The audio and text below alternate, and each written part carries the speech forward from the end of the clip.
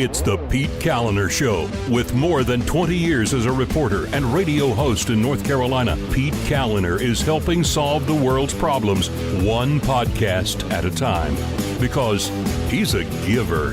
And now, here's Pete. What is going on? Welcome to the show. Thanks so much for listening. I appreciate it. And remember, you can subscribe, of course, as always, at thepetekalinershow.com or on any of your favorite podcasting platforms. It should be a button right there. You just click it, and then the podcast just comes right to your smartphone every single day. Want to thank patrons of the program, like Richard and Bill and Robin and Andy, John, Billy, Lou, Grant, Ashley, Sarah, and Barry, and Patrick and Shan. They are all patrons, and that means, by the way, they got the exclusive look at the great migration that has been occurring over the last. Well, we were supposed to be moving right now, but it didn't happen. Christy and I, we got our house, and we were supposed to be moving in, and it didn't happen. Closing got delayed, and then delayed, and then delayed. And so we're still here. So I shot a video of the apartment with all of the boxes in it. So that's over at the Patreon page, and you can get there by going to where? thepetekalinershow.com and becoming a patron. So there's a fella named Andrew Dunn. I think I've read one of his works before. He is now doing some, I think he's working for Carolina Journal now, but he used to be a reporter down at the Charlotte Observer, and I think it was the Charlotte Observer, and he then did a stint for the Lieutenant Governor Dan Forest, if I recall correctly, the former Lieutenant Governor, as his comms guy. And so I've worked sort of with Andrew over the years, booking Lieutenant Governor Forest and that sort of thing, and reading his work, but he's got a Substack newsletter. And for folks who aren't aware, Substack is basically like a podcast, but for writers. And you send this thing out, and you can subscribe, and you get access to different levels of content. And so he's got one called Longleaf Politics. And again, I think I read from one of his pieces, it's probably like about a week or so ago, I want to say. And he's got another piece that posted on July 5th. And the headline is, Can $5.6 billion really solve North Carolina's education problems? And this gets to a topic that we've covered a couple times over the last few months as well with Dr. Terry Stoops from the John Locke Institute, or John Locke Foundation, and about the Leandro case. This is the school funding lawsuit that was brought by parents and then got added onto by school districts all over the state, suing for more resources. And this gives us the ruling that North Carolina has to provide a sound basic education. It's the constitutional right, state constitutional right of all the kids, and the state has to do this. And so they've been fighting for darn near 30 years now over this funding lawsuit. And a couple of months ago, we had a ruling from a Superior Court judge that's now hearing the case because the previous judge retired. He'd been hearing it so long.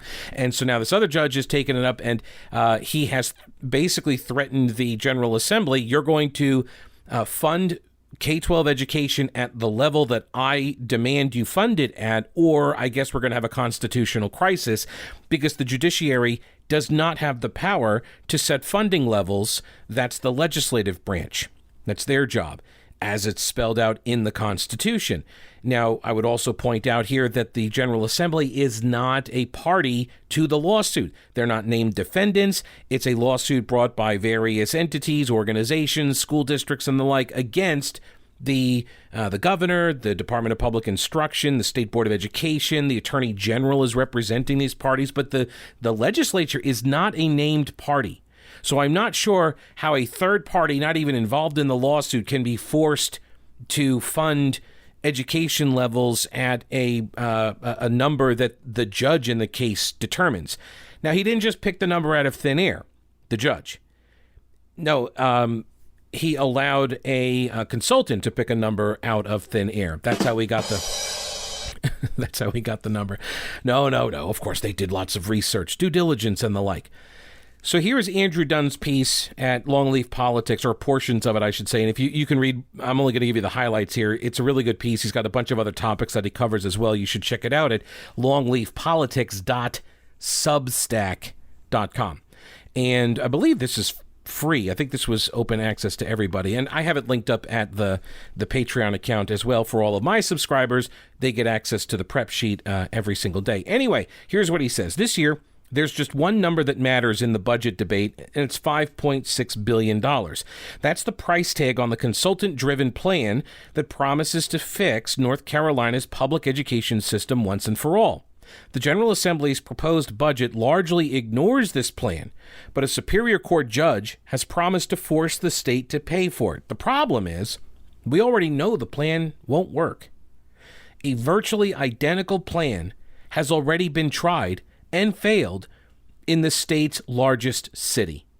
North Carolina simply can't buy student achievement. The real answer is a whole lot harder than that. This was interesting. Because this plan was down in Charlotte, and it was implemented just as I left Charlotte and came to Asheville. So I missed this test run, basically, of this type of funding plan. And so he goes through the history of the Sound Basic Education ruling and the Leandro case and all of that. But the consultant report comes from an organization called West Ed. So if you hear the West Ed report, that's what it's a reference to. West Ed is the consultant in the Leandro case. Leandro was the name of the student and the family that sued initially. So this West Ed report's like 300 pages. It has recommendations that are actually closer to $7 billion in new spending. The Cooper administration, they put out a report, they turned that report, he says, into a virtually identical action plan, albeit with a slightly smaller price tag of $5.6 billion. The main recommendations are pretty straightforward. Ensuring every classroom has a good teacher, every school has a good principal, and spending more money on students with the most challenges. Last month, the Superior Court judge that's overseeing this threatened to take action to compel the state to follow the West Ed plan. And the potential here is that he holds the General Assembly in contempt, which I don't even know what that looks like. Like the whole body? Like all of the lawmakers? They're all in contempt of court or something? Even the Democrats or what? Like it's kind of weird. And the judge specifically says you should do the budget proposal for K-12 education. You should do what the Democrats are proposing. Because the Democrats took the West Ed plan and they just basically introduced it as a piece of legislation. And the governor's budget basically took the West Ed plan and did the same. And so the judge is like, Republicans, you should totally do that. And if you don't, I will. Again, not clear how he actually will do that. He doesn't have the ability to pass legislation. He's just a judge. Okay, so doing this, says Andrew Dunn, he's correct here. He says it would create a constitutional crisis. The General Assembly holds the purse strings in North Carolina. Can a judge essentially allocate money on his own? Let's set that aside, though, for a minute. He says the more important question is whether following this report would actually achieve the results it promises. The thesis is clear, right? Money is the main impediment holding North Carolina back from accomplishing its duties. This is always, by the way, whenever I get into discussions with people generally about anything education related, usually you get down to this argument about money. That's usually what it comes down to. And they usually are arguing with me because they want to spend more. And so at some point, inevitably, I get to a point where I ask them, what's the optimal amount of money here? And you can ask them per pupil, like what's the optimal per pupil expenditure number that it would require to put all kids at or above grade level?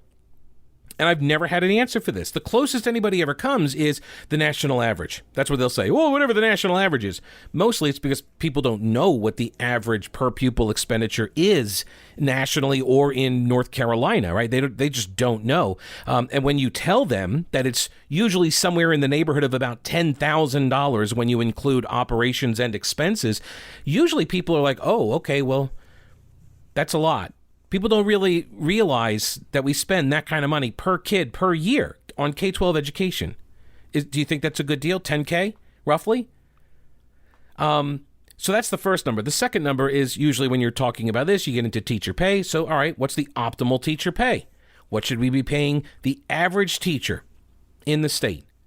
And you usually don't get an answer there. Sometimes you'll get the national average, and they don't know what the national average is.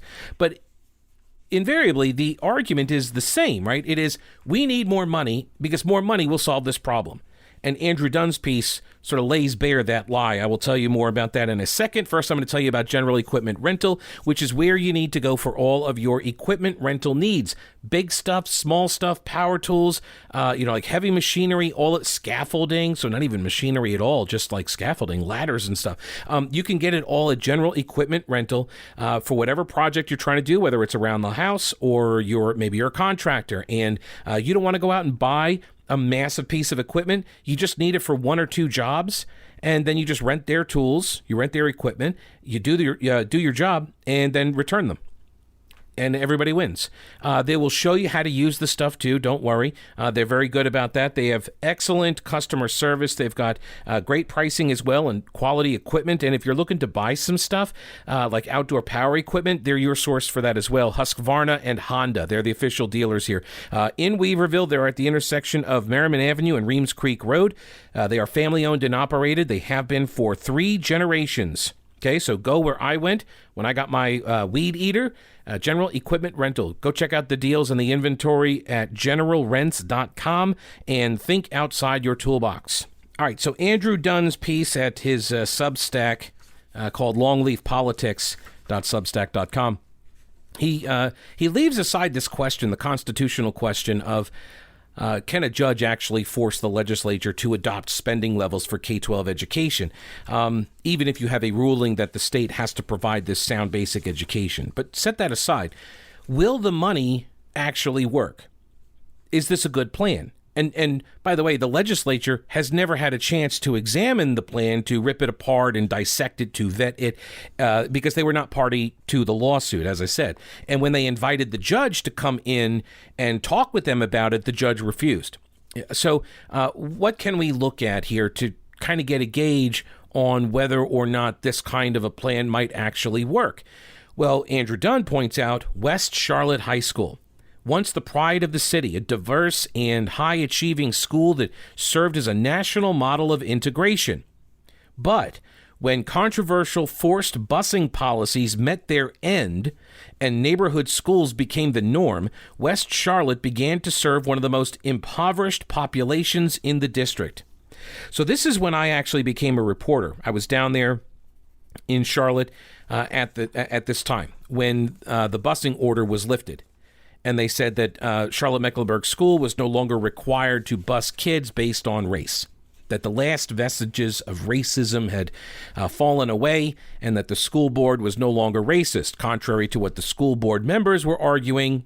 The black Democratic majority was saying we cannot be trusted to not be racist. So they lost, by the way. And so the busing ended, and when that happened, now they had to do all of these student reassignments. A lot of the school board members kept trying to bus kids based on, they tried to use socioeconomic status. But at the end of the day, people want to send their kids to a school that's near their home because it's near their home. And that is usually the case. They don't want to have their kid on a bus for an hour and a half, in the morning and in the afternoon. They would like to have their kids close by, so it just makes everything easier. This is, again, as one who is not a fan at all of the K-12 government-run education model. This is one of the problems with it, is that everybody orders their lives around this government institution, and it dictates everything. From when you take vacations to where you buy your house, how much extra money you have to spend on other things, like all of these impacts occur because people rely on the government and the government K-12 school system. Okay, so you get rid of the busing, and so now these schools start turning into essentially neighborhood schools. Starting in the early 2000s, there was a string of superintendents. I remember them. It was Pewsley, but he came after Eric Smith. So it was Eric Smith, Jim Pewsley, Peter Gorman, and then there was somebody else after that, and I was gone by then. But there was just a procession of these superintendents, and they all pitched their plans to help the struggling school and its students succeed. The most ambitious plan launched in 2012. It was called Project Lift. CMS and local nonprofits raised more than $55 million for a program to boost West Charlotte High School and all of its feeder elementary and middle schools. Okay, so $55 million just for West Charlotte High, and the schools that fed into West Charlotte High, right? From the assignment perspective. And the strategies that they employed, according to Andrew Dunn, mirror the West Ed report almost to the letter. The millions of dollars went to bring in top principals, top teachers, give the best teachers the opportunity for more impact and pay, hire more counselors, more support staff, equip every student with technology, expand after-school and summer programs. Project Lift started with a bang, but ended with a whimper. 6 years later, the program closes up shop as an abject failure. Virtually no improvement detected across any of the 23 schools. So what's the answer here? You know me, I'm all about solutions. He goes on to say later in the piece, schools need parents, in the literal sense. A core group of dedicated parents is critical to helping a school and its students succeed. It's true in the figurative sense as well. Schools need somebody to love them, to serve them, to guide them, to hold them accountable, to correct them if necessary, right? Because, look, and I totally understand this.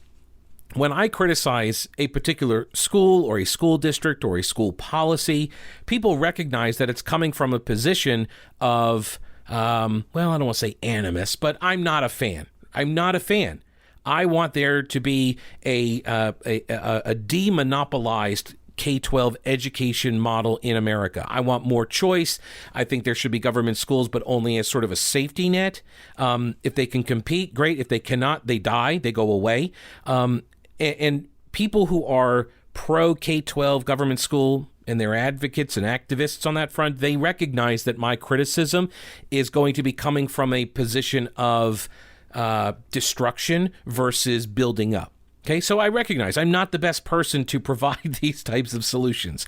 But parents who are totally on board with GovCo, teaching their kids everything, they can buy in, right? And they need to.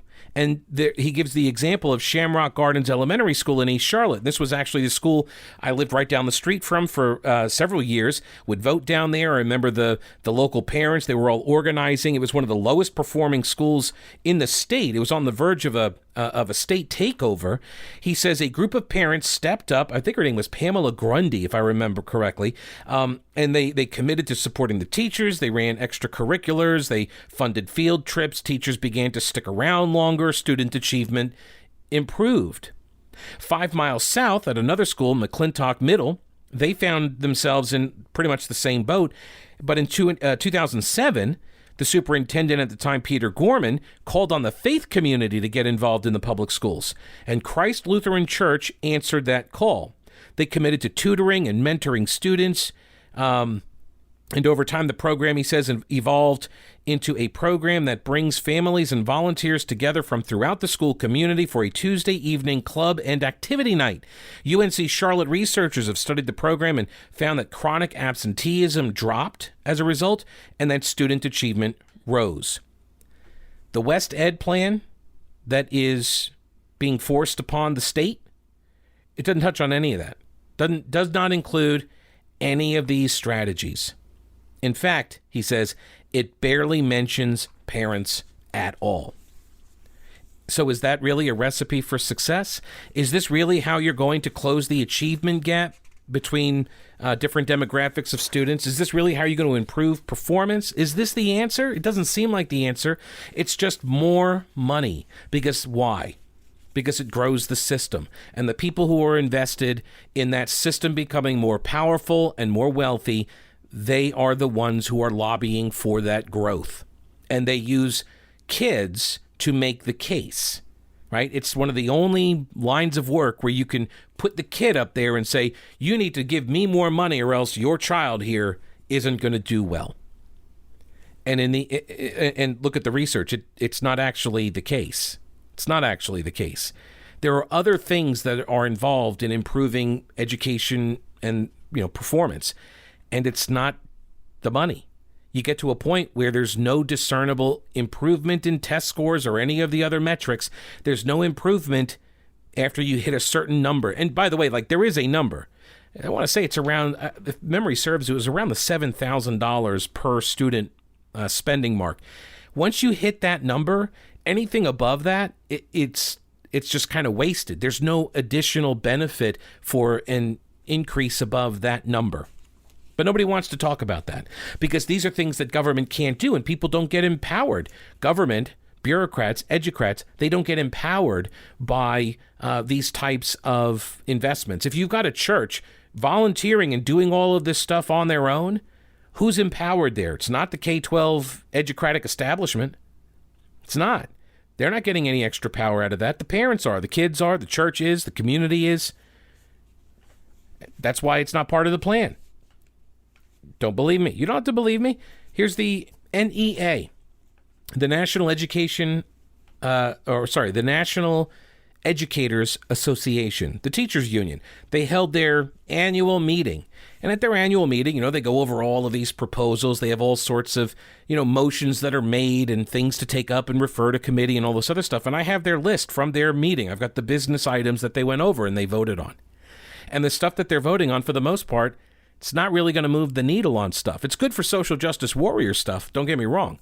Good politics for them, but not so great for the kids. I'm going to go into that in a minute. First, you need to go into one of the stores that Mattress Man has in Asheville or Arden or Hendersonville. And by the way, if you're worried that, I'm not sure what my credit history is like if I want to go in there and get a mattress, you don't even have to worry about that. You can go to their website first.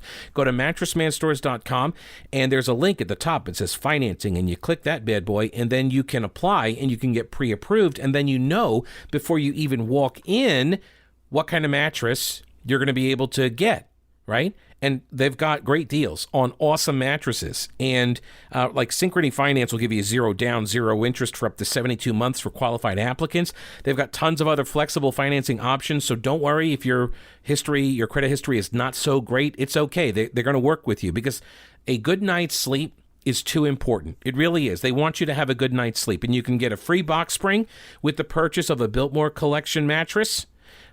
This is part of their July 4th sale. It's extended, so go take advantage of it at mattressmanstores.com or walk on into any of their 4 stores, locally owned and operated, 5-star local delivery service, nationwide shipping, a 120-day comfort guarantee. Mattressmanstores.com. Buy local and sleep better.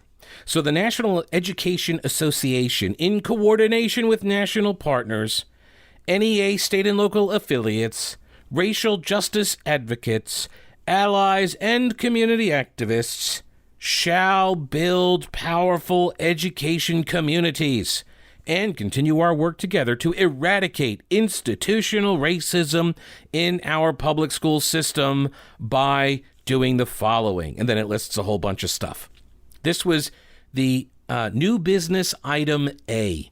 This was the big deal that they did at their annual meeting. They're going to eradicate institutional racism in our public school system, which is run by them.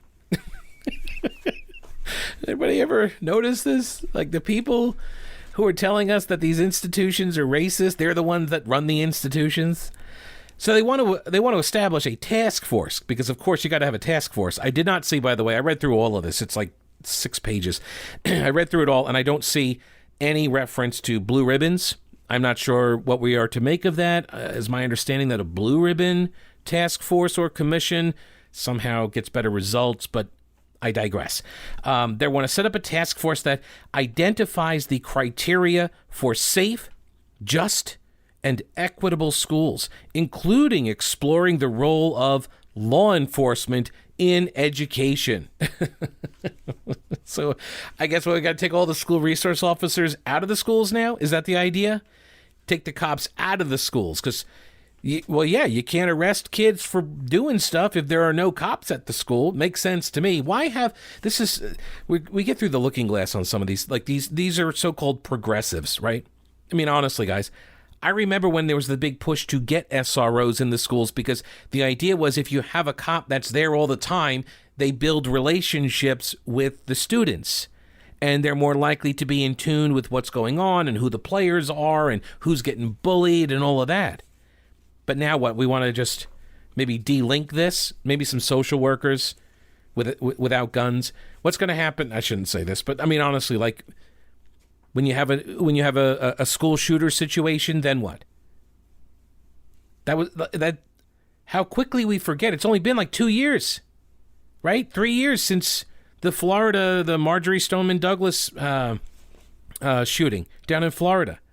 And people were talking about, how do we harden the targets? How do we get more cops without guns? We don't want more guns. We don't want more security, but we need more security. And all of that debate, I guess it's all gone now because we want equitable, just, and safe schools or something. They want police-free schools. This is one of the task force will craft an association-wide plan in consultation with leaders of current police-free school movements. This is what the teachers union at a national level is looking to do. And I understand that North Carolina does not have a NEA, collective bargaining union here, but they do have an NEA affiliate, and that is the NCAE. They just don't have collective bargaining rights, but it's a union, right? That's why I always refer to them as, don't call it a union, because they're always like, we're an association. We're not a union. Yeah, you are. You guys were formed at an NEA annual meeting. Okay, so you are part of that organization. You just don't have the collective bargaining rights. What else do they want?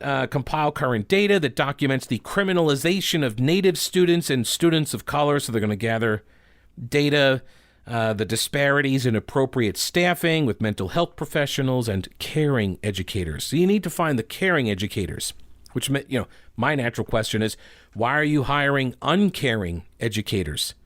Like, who's been doing that? Maybe we should name some of these people that are not caring. No, you can't name people. It's the institution, you see. It's a very convenient way to argue this stuff.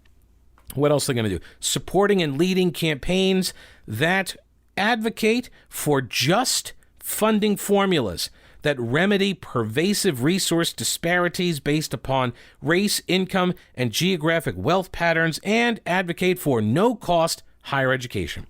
So, free college for everybody. What else do they want? Achieving robust staffing levels. They talk about training specific school personnel to be full-time restorative practice coordinators and providing all school employees with professional development around cultural responsiveness, implicit bias, anti-racism, trauma-informed practices, restorative justice practices, and other racial justice trainings. Very slowly at first, and then very quickly. The march through the institutions. Training educators to lead on equity and racial justice. Yeah, but it's not being taught in the schools, everybody. They're not doing it. They're not planning on it. It's not anything at all. You guys are just like making all of this up. Oh, and by the way, we're totally going to do this. Right. They're liars. They've been lying to you. They've been lying to media. Media's been lying to you as well. This stuff is going on. The trainings are occurring. It's a praxis, which is the Marxist term. The praxis, it's the pedagogy. It's the method of teaching. It's not necessarily that they're teaching you critical race theory. It's just the theory and the anti-racism stuff, and it's all of those components, all of the roots and the branches, all of that stuff. It's all it's all pedagogy. It's how you teach the kids this stuff, and it's all through the racial lens. It's all through the CRT lens. They are, by the way, their first response to the attacks on CRT was that it's not happening. Now they're saying that then quickly, like, well, you guys, it's not happening at all. And then it's like, well, what we're doing is not really CRT, but it is kind of related. And now it's like, screw you, we're doing this. That's where they're at now. They're now passing resolutions like, we're totally going to do this. This is what is coming in this list of all of the business items from the NEA's annual meeting.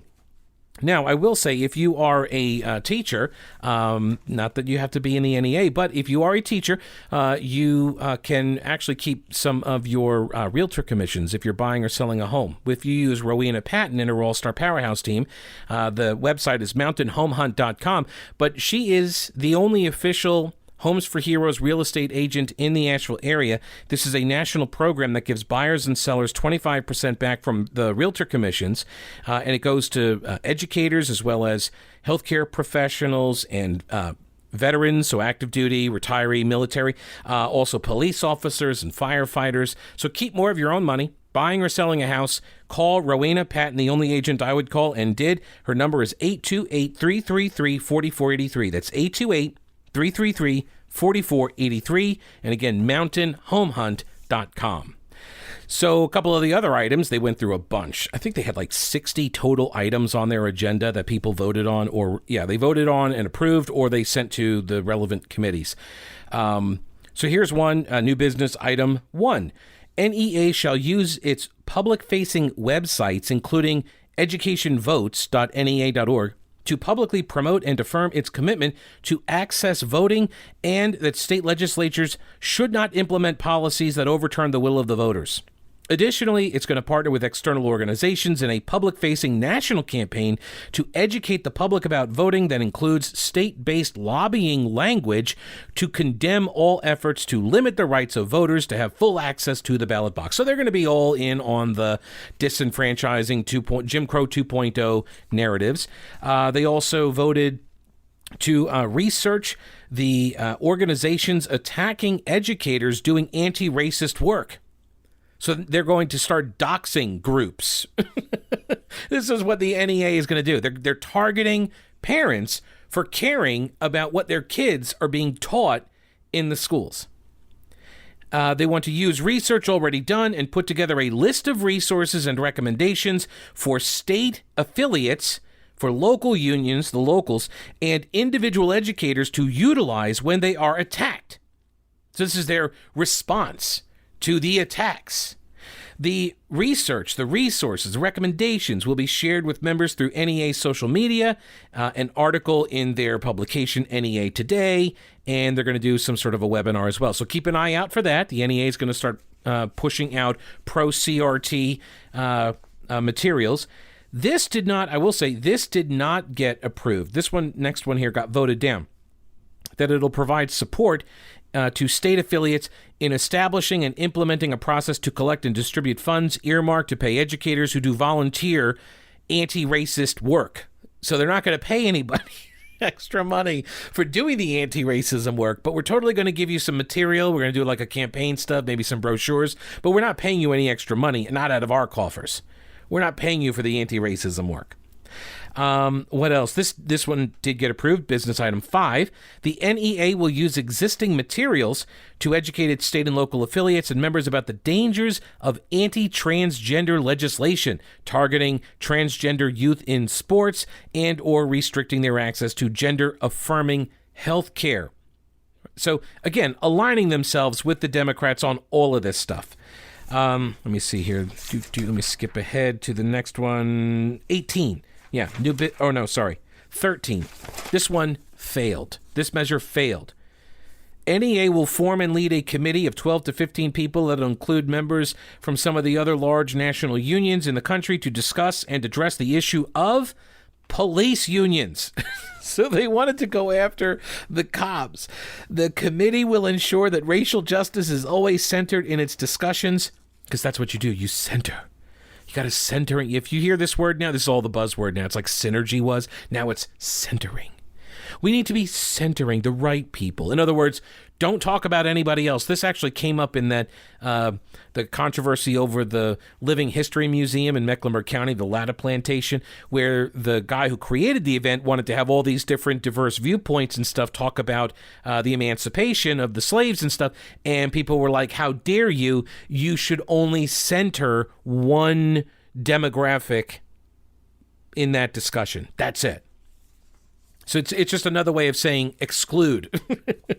So they want to center the racial justice in these discussions and efforts and want to make efforts to distinguish between police unions and the rest of the labor movement. In other words, we're the real unions, we're the real labor movement, the cop unions are not. The committee will make recommendations to the labor movement on what role we should play in putting an end to police unions' ability to protect violent cops, harmful policing practice, and racist policies that too often lead to the terrorizing and deaths of our students and their family members.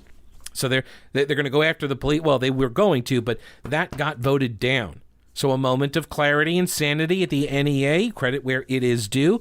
Here's also some credit where it's due. Old Grouch's military surplus. If you're looking for real U.S. military surplus, great prices on it, great gear, then you go to Old Grouch's in downtown Clyde on Main Street. He has got tons of stuff from duffel bags and MREs, backpacks.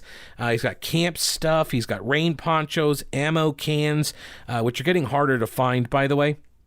Not as hard as body armor to find. That's really hard to find. But every now and again, Tim at Old Grouch's, he scores some body armor. So you just got to keep checking back with him. And you drop in or give him a call at the shop or check out his website. He's got gun accessories as well. He's got the first responder kits now, which are great for scout groups or small business owners or sports teams. You know, you want to have all of this stuff. It's got like more than like 350 components inside of the bag. And so you're going to be covered. You're going to be able to respond to whatever kind of emergency might arise. And you got the tools to help you maybe save a life, you know, or just the day. You could just maybe save the day. Your source for real U.S. military surplus, Old Grouch's military surplus in downtown Clyde. It's across the street from the anti-aircraft gun. The shop is open Monday through Saturday and 24/7 at oldgrouch.com. Alrighty, so what else do we have here in the list of stuff that they passed? And they passed a lot of things. You can get a whole list. I've got it linked at the Pete page, at the Patreon account under the prep sheet. So here are just the highlights. Number 18, the NEA shall identify, compile, and share on its NC Ed communities existing, quote, decolonizing the curriculum resources. This is... I'm not sure, like, for all of the years that I have been a critic of the K-12 government model, it has not moved the needle at all. Really, I don't think I have convinced any parent anywhere or any elected official anywhere to, like, get kids out of public schools and to reimagine the whole K-12 model. I'm not successful. I've not been successful at all over the years. The NEA and the teachers' unions, they've been far more successful at this over the last year than I have been in 20. So, again, credit where it is due. This is, they're going to provide these resources, decolonizing the curriculum resources to educators seeking to be anti-racist in their classrooms. And this is, by the way, the code language, the dog whistles, if you will, that the progressives are using, that racists are using. This is racism. This anti-racism garbage. I've gone over this many, many times on different shows over the last year or so. The anti-racism, this is Ibram X. Kendi, who just speaks in word salad, circular logic. It's like I've watched now videos of him, and he doesn't ever answer anybody's questions. He doesn't provide solutions to anything. But anyway, I'm going down sort of the rabbit hole here. I'm not trying to get into the CRT stuff or the anti-racism stuff. It's just as a philosophy, what they are saying is that there is only racist and anti-racist. And if you are not anti-racist, then like you have to be. You got to be tearing down these institutions of racism, and if you are not, then you're a racist, right? Because anti-racism requires you to do the work of tearing down the institutions that are all inherently racist. And if you're not doing the work with the anti-racists, then you are racist, even if you don't know it. Yeah, even if you don't know it. So this is now going to be embedded into the classrooms. What else here? Here are a couple items that did not pass. Item 29, they say that they're going to publicize their support for the Palestinian struggle for justice.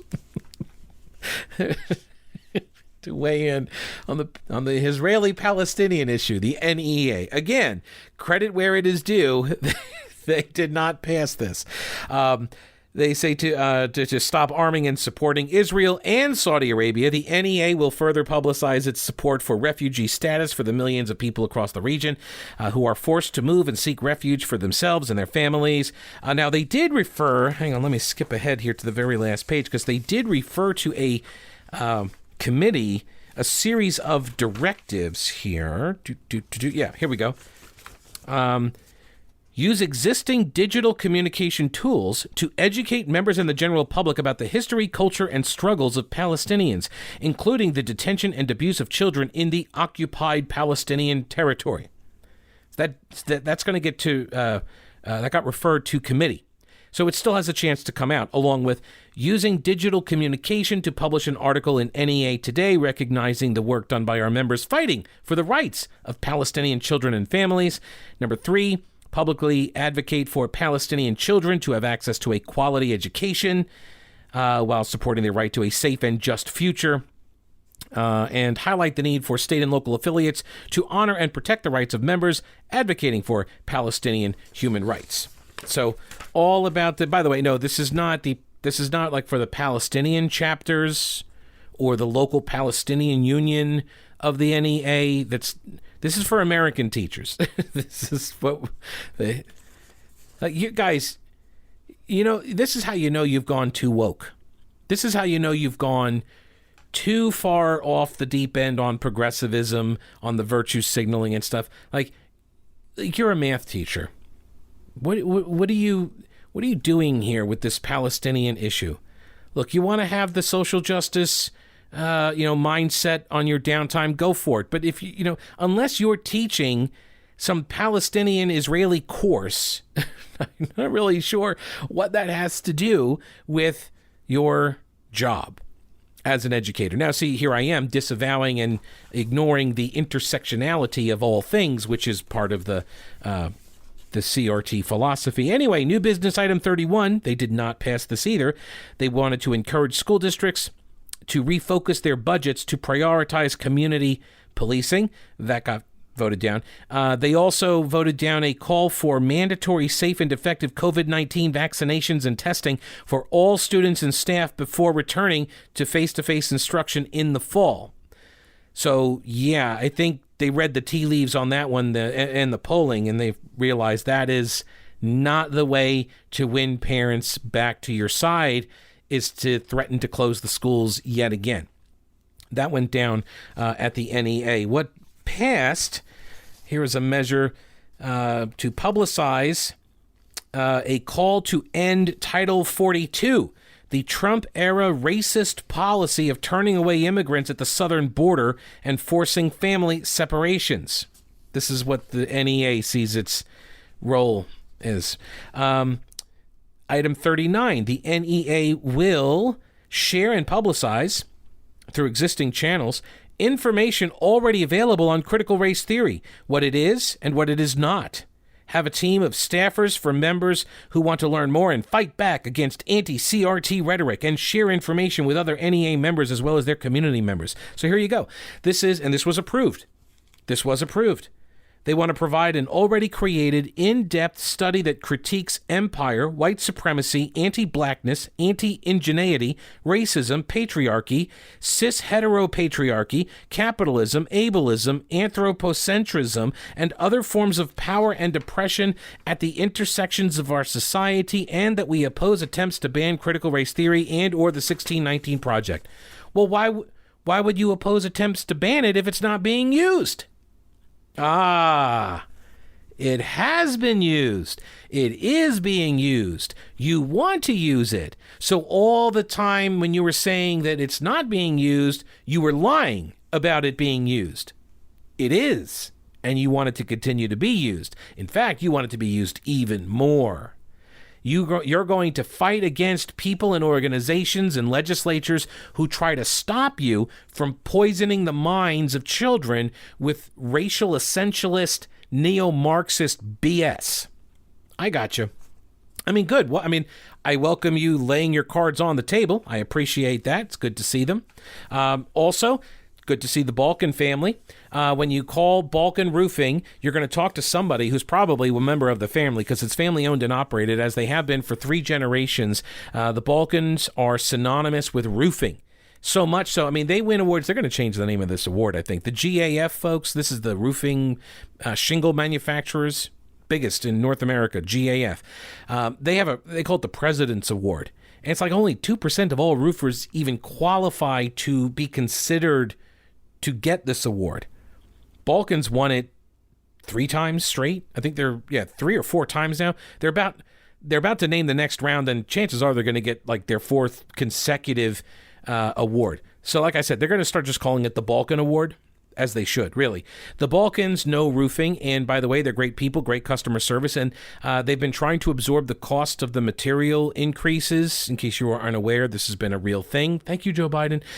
So if you are thinking about getting roof repairs done, don't wait too long, because they've absorbed a lot of these price increases over the last few months, but at some point, all of this stuff is going to get more expensive. So do it now. Take advantage of the deals now and get financing through Balkan now. You can do it all. Go to balkanroofing.com. That's BALKEN roofing.com, or call 628-0390. That's 828-628-0390, or balkanroofing.com.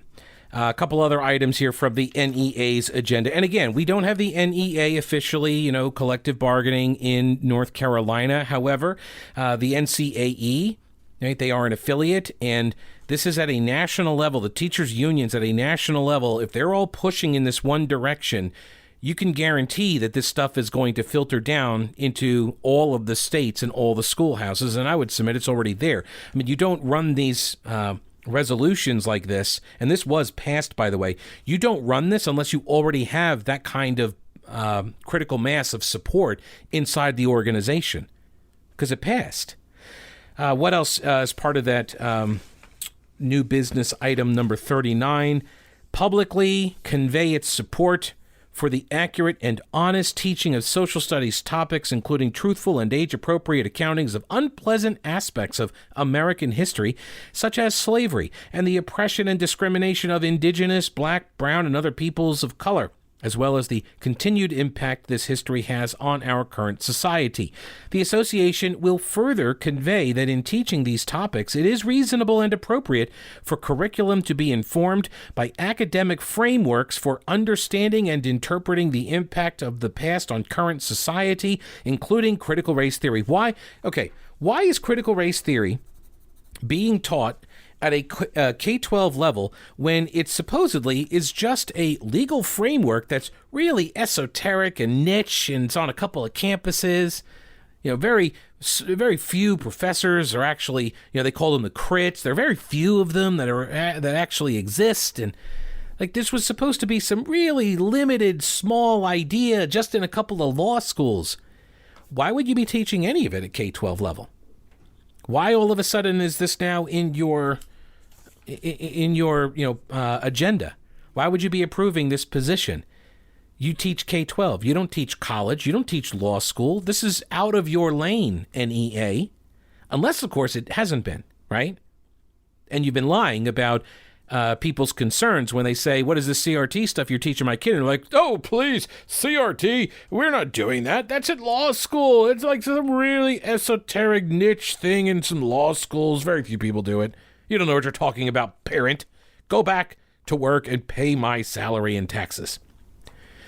What else are they going to do here as part of this agenda item? Join with Black Lives Matter at School.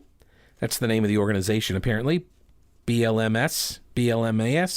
Black Lives Matter at School, as well as the Zinn Education Project. So it's definitely got the bona fides there, to call for a rally this year on October 14th, George Floyd's birthday. So now we're going to have this as a national day of action to teach lessons about structural racism and oppression, followed by one day of action that recognizes and honors lives taken, such as Breonna Taylor, Philando Castile, and others. The National Education Association shall publicize these national days of action to all its members, including in its publication NEA Today. What else? Okay, so those were all the items that got approved. These now got referred to the appropriate committee. And again, I'm just giving you a couple of the highlights. There were like 60 of these items, and I'm just giving you some of the big ones.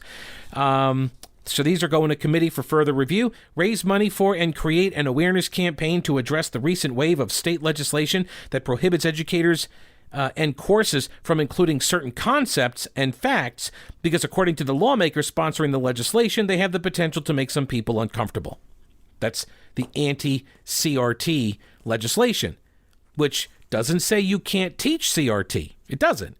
None of these bills say you cannot teach CRT. If you're looking at just what is CRT? What does it espouse? How does it view things? Like if you're looking to just teach it, like you're going to teach in school, for example, Christianity, right? You're going to teach the historical relevance of Christianity or Islam or Judaism or something. And look, I took history classes in school, in high school, and we went through Islam and the pillars and all of that. We went through Christianity and the Crusades, and you learn all of this stuff. And so if you're just going to teach CRT as part of that kind of, model, this legislation in North Carolina and most of the other states, it doesn't actually ban the teaching of it. What it bans is the promotion of it. Just as you're not allowed to promote Christianity in K-12 education, right? Do you think the people who are pushing CRT might have a problem if the teachers were in there pushing Christianity? Do you think so? As the explanation for all things in society, all problems, this is your solution. It's Christianity, right? Do you think that maybe some of the folks who are so pro-CRT, do you think they might have a bit of a beef with the teacher who's pushing Christianity? Absolutely. They absolutely would. They have. They've sued over it, right? We've got tons of case law over this kind of stuff because schools are coercive in nature. This was about the same thing about the reciting of the Pledge of Allegiance. This is what the Supreme Court ruled, and it's correct. They said K-12 education is by definition a coercive environment. And so if you're going to force a kid to stand and recite the pledge, that is coerced speech. You can't do that. That was the ruling. That's where that came from. And so now you're trying to, again, we're not trying to coerce speech. We're saying you cannot promote this particular theology. And it is, CRT, this theory. You cannot promote this theology as truth. You can examine it, but you cannot promote it as the truth. Okay, what else? The NEA will encourage state and local affiliates to support efforts to unionize Amazon workers. Wait.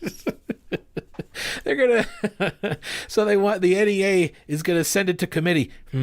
Should we come out in support of the unionization of Amazon workers and to use existing means and communication tools to publicly communicate that support? So they're gonna study that. I will give them credit for this. One of the very last items here that they sent to committee. The NEA will, in accordance with Resolution C-26, the Family Stability for Children policy, the NEA will pursue strategies to publicize the importance of fathers in the positive social, emotional development and greater academic success for students. Beginning in the fall of 2021, using existing communication resources, NEA will publicize the positive impact fathers have for students. The NEA will publicize the following issues, demonstrating that the presence of a father during a child's life increases the likelihood of positive social, emotional development and academic success of students. 1, less poverty. 2, higher graduation rates. 3, lower rates of incarceration. 4, fewer teen pregnancies. 5, fewer suicides. And 6, lower rates of drug and alcohol abuse. So again, credit where it is due. The blind squirrel finding the nut, the stopped clock being right twice a day. Kudos to the NEA for finally recognizing the importance of fathers, and specifically parents, and more broadly, non-governmental policy. Because that's what this is. This is a call for people to be better parents. Right? That's what this is. Take an interest in your kids' lives. We cannot do all of this stuff alone. You guys are responsible for raising these kids, and this is going to give them the best shot at success in their lives. All right, that is a wrap for the episode. Thanks so much for listening. I appreciate it, and don't break anything while I'm gone.